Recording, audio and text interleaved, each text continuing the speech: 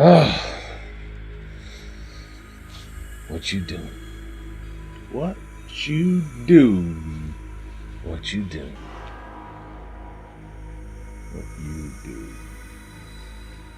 May the Maker cleanse this way between us. May your water mingle with my water. So may Shahulud make it. Would you partake in some spiced coffee? I would.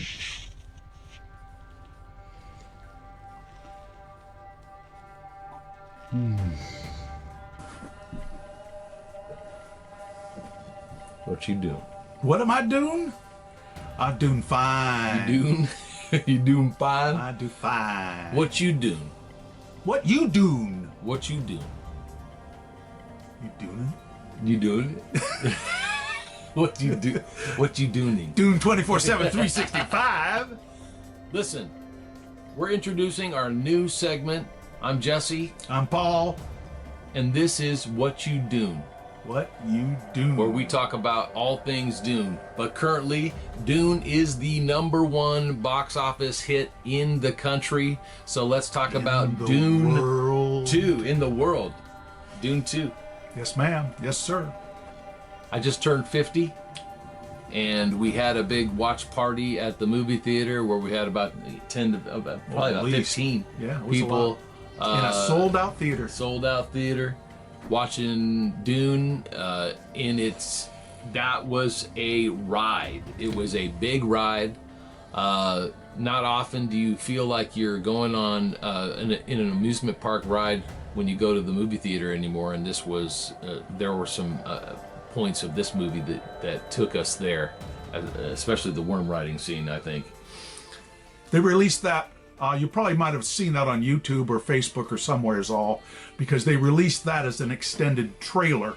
Where what I loved about it, I mean, I loved how they're all showing up on the sand dune, sitting around, going, "So, what you doing?" You know, and so yeah, they did. There was bits cut out of it in the final thing, but that For me sequence, to enjoy is my point. That sequence was just simply amazing. I couldn't believe when he dove into the sand to try and catch the worm when the worm went through that dune. Well, it was amazing. It was like on a break on a wave, and it was going in through the wave, you know, because for the worm it's like water, just to cruise through there like that. And I like how it was awesome, how it just caves in, and he like goes and like is aiming it. Also, the reaction when they see the worm. Oh yeah. I felt like it was just, it had that impact where you just don't feel it very much. I think, you know, early Star Wars experiences lend to this. Indiana Jones, you know, Back to the Future, the kind of excitement that comes when you go see the movie. That was definitely, I even felt it more on the second run here in Dune 2 than in the first movie. Well, I think you're saying is, and I think it was fresh. One of the things that there's a lot of the critical reaction around the world, rightly so, is we're tired. We have burnout. We have hero exhaustion, right? Mm-hmm. No, heroes are always in season, even if they're heroines. Doesn't matter, because Ripley's a pretty awesome heroine. But the point is, what we're getting was the same story over and over again. We're getting the same jokes. We're getting the same beats. We're getting the same rhythm. Denis Villeneuve went in a completely new, fresh direction. All of a sudden, I felt this. He really worked with the idea that they came from an ocean planet and they knew how to handle the waves. And now they've come to a desert planet where the desert is the ocean. Desert power. And so but it was, notice how those worms flowed through, and he had his camera shots all gave you the strong feeling of you're sitting on the surface of this dry ocean. Yeah. And that essence was something that just that's what I felt like in riding the roller coaster of the film, was that sense that I was on. I was flowing with this film, and that is what carried me along for what should have been a lot longer experience. I came out of the theater figuring that I'd only been watching for an hour and 3/4, and in fact, I'd been watching for an hour more than that. I know. And didn't even notice. That's pretty good. When you get that, that is supreme filmmaking. Yes. When the film plays faster than you think it is, You're caught up. and you're in bed because yes, you're in that world. You're caught up. And so this was, First in impression. real sense, this was Tolkien's fantasy world, where you entered into this sub-created universe. Well, I definitely was transported there, even more than the first film, especially now that we got into the Fremen society and just like the whole feel of it. It felt very natural. Felt like I was really in, 10,000 years into the future. 23,000. Is it 23,000? It's 10,000 since the Butlerian Jihad. Yeah, right. It's the year 10,000 something. 191. Since that time, you're right. And so it's so far into the future, but you really feel transported in a way that, like in Star Wars, galaxy far, far When away. I saw the first scroll, when I saw that screen scrolling backward away from me into infinity in Star Wars, I was instantly in another world. I was like, I've never seen anything like this before. Right. And then it clears, and then those two ships come at you. That was insane genius of filmmaking. Yes. And this film gets into that level, in my humble opinion, of filmmaking of epic fantasy type. I mean, you have, depending upon the type of the film, what makes that first epic genius shot is so different. I mean, none of this would have worked for Casablanca. No. None of this would have worked Well, I don't for think- Schindler's List. I honestly don't think And it would yet, have worked as one film either. I'm so glad he split Well, it into two. You could make an argument that this second film should either have been longer, No, or we they could should make have one found a more. We could have done break three. point We and could have, had yeah. a third one. Yeah, you could make that argument. This should But you have been could a still trilogy. make a third one and even button Easily. up all this stuff. And that's the beauty. That is the interesting part of this film, is that when we got to the ending, it did feel rushed, but at that point you're saying, let's get on with it, man. We got the next thing to do, dude. And so wrapping up all those little, what at that time were kind of trivial impedimenti, was kind of what I was demanding as a viewer of the film, as a consumer of the art. I was going, okay, I'm ready to move on now. And I definitely want to get into that deep, because I even have some ideas of how I would do it and what I would do to finish up this story. Same here. And make it one more movie. And just wrap it up as a trilogy. And so it's- it'll be interesting to see what because I think that is his plan, to kind of do that wrap it up with one film. I don't know how you would do it, but you can wrap up the Paul story in one more film. Right. You cannot wrap up Dune in one no, more of film. course not. But that's what I mean. Just this whole Paul story. Right. And and the big thing is we've got to reconcile where we've gone with Chani. So that's going to be a big fun part. We'll get of into the that on following the movie. next Right. What You Dune, y'all. What we want to do is tease you a little bit with what kind of things we're thinking about and what kind of things we're interested in. Right. I was going to just talk about the music for a second, because Hans Zimmer, man, His use I love of it. percussion in this movie It's so was good. insane. I just love it. Absolutely I just felt insane. That's like not it- his usual style of music. No, just like so different than anything that you've Absolutely ever seen. different. I almost thought it was a Silvestri because it was so rhythmic and so pounding. But no, it's Zimmer, who's normally more like James Horner. Mm-hmm. Strings, extended phrases, underlayment. Well, I like that he was experimental, and that he went there, and you could tell he gave facility to the people that he's working with, for sure. As far as like there's this kind of it did feel like it was kind of. Oh, and the other thing that blew me away was just the Harkonnen stuff on the Harkonnen world with the black. Not stuff. talking about the music anymore. No, I shifted over to. The only thing I because we're wanted to just say talking about before we first go to the impressions. Harkonnen thing, because Sure. that is absolutely one of the highlights Yes. of the film for me, was in the terms of the music, what I discovered, I just realized it, there were long patches for the movie. I didn't realize there was music going on.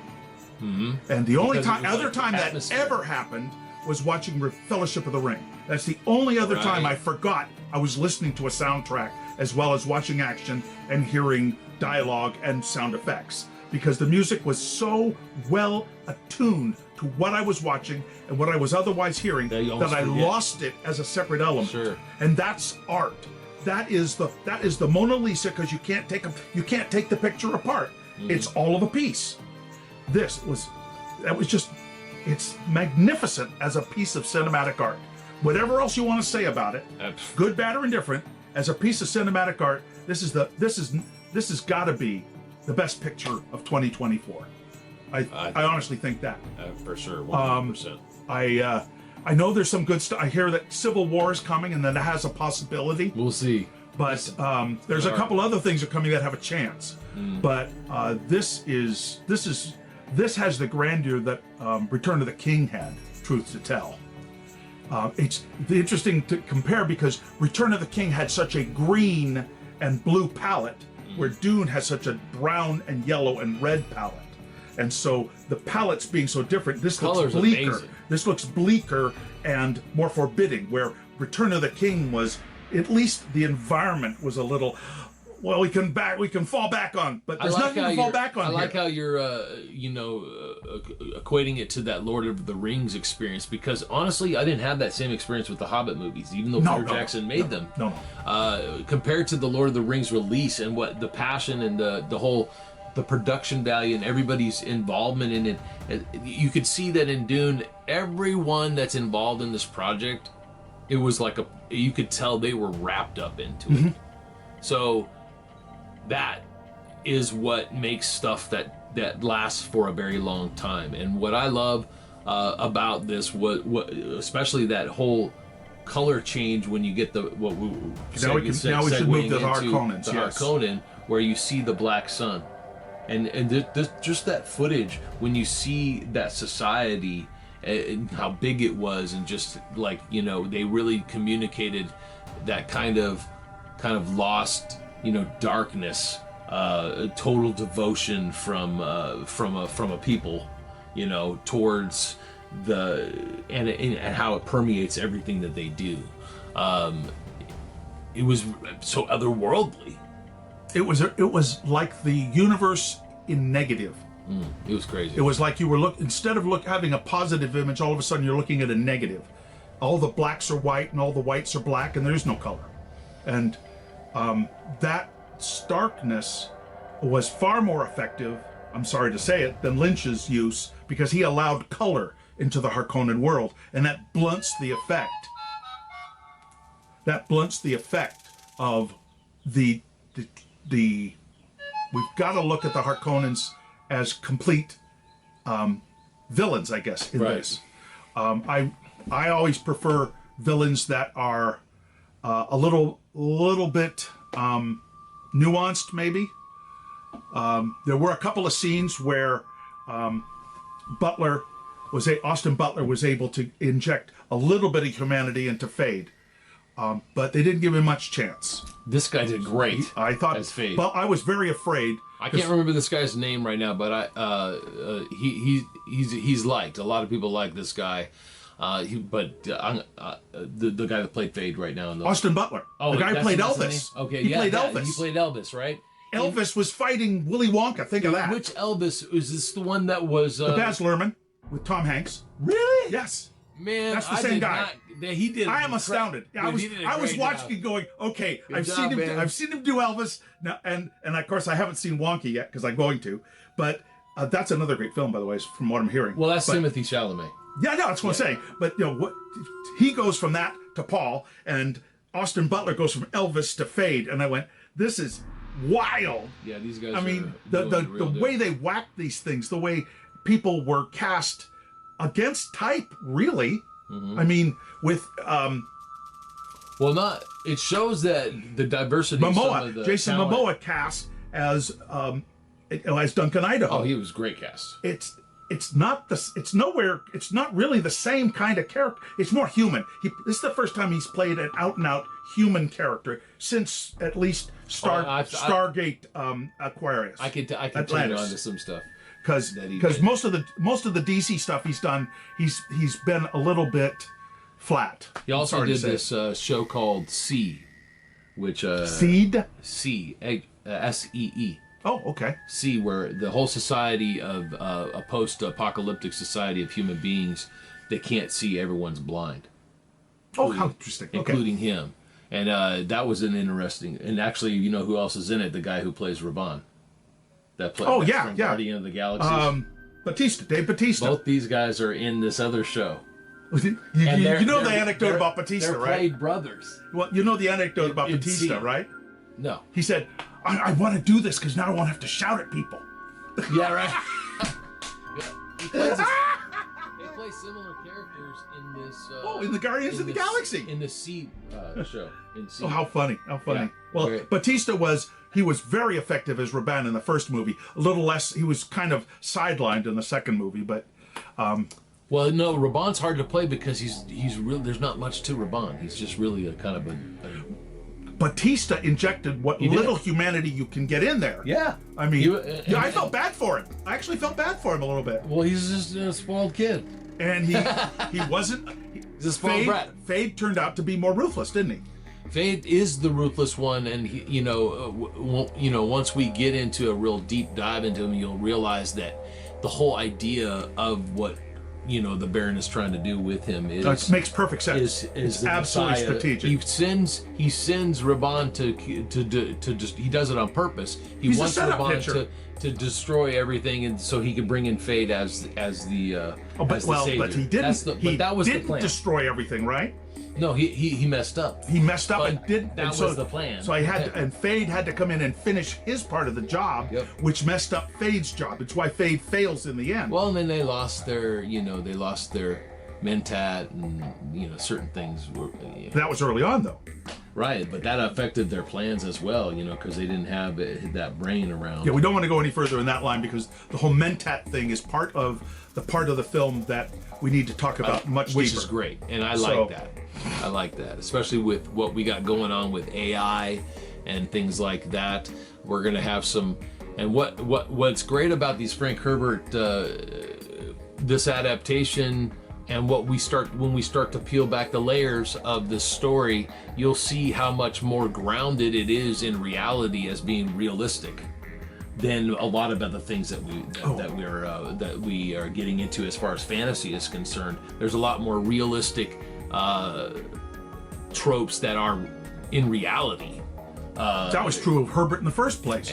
The problem was he got there. Jordan, for instance. And particularly not what they're doing with Tolkien now. So it's really kind of an interesting breakaway. Yeah, it is. From that. But that's one of the reasons I believe that people are just flooding into seeing this movie is they're picking that up. We're not telling anybody anything they don't already know. If you've seen the film, then you know that these are recognizable humans. 23,000 years in the future, you could meet them downtown in your hometown today. I love and they'd be the same people doing the same things, not the technology maybe, but the same reasons for doing things, motivations, goals, all that stuff, all very normal. All right. Very real. What do you think? Do you think everyone should go see this movie? Everybody should see this. Well, I would not take anyone under the age of 15 to see this film. Yeah, but it's like, everybody go see this movie. This is a PG-13 film, to be sure. Even though I'll tell you right now, if you haven't seen it, it is explicitly not graphic. There's extremely little blood flow.